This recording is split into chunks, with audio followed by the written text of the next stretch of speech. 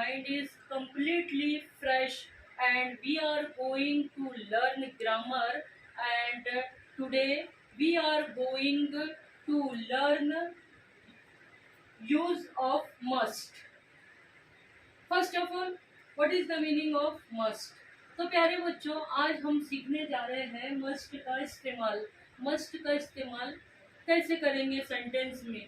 सबसे पहले मस्ट का मतलब क्या होता है? What is the meaning of must? Must का मतलब होता है जरूर चाहिए, जरूर चाहिए। तो देखिए इसका स्ट्रक्चर क्या होगा?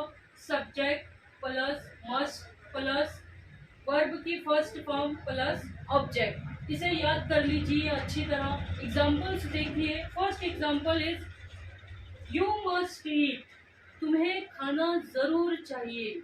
अब देखिए यू जो है सब्जेक्ट है, उसके बाद मस्ट लगेगा। सब्जेक्ट यू आ गया और उसके बाद मस्ट लगेगा और ईट वर्ब की फर्स्ट फॉर्म, तुम्हें खाना जरूर चाहिए। Second is we must do exercise daily. We जो है सब्जेक्ट है, उसके बाद मस्ट लगा। डू वर्ब की फर्स्ट फॉर्म है।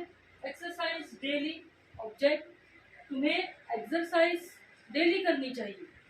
Third is he must go to school. He जो है वो सब्जेक्ट है, उसके बाद मस्ट लगा स्ट्रक्चर के अकॉर्डिंग। उसके बाद गो वर्ब की फर्स्ट फॉर्म है। To school, he must go to school, उसे स्कूल जरूर जाना चाहिए। तो प्यारे बच्चों, आप समझ गए होंगे कि मस्ट का यूज किस तरह से सेंटेंस में करेंगे। मस्ट का मतलब होता है जरूर चाहिए, जरूर करना चाहिए, यानी जरूर। शुड का मतलब होता है चाहिए, लेकिन मस्ट का मतलब होता है जरूर चाहिए। तो आप समझ गए होंगे। मिलते हैं नेक्स्ट वीडियो में। अल्लाह हाफिज़।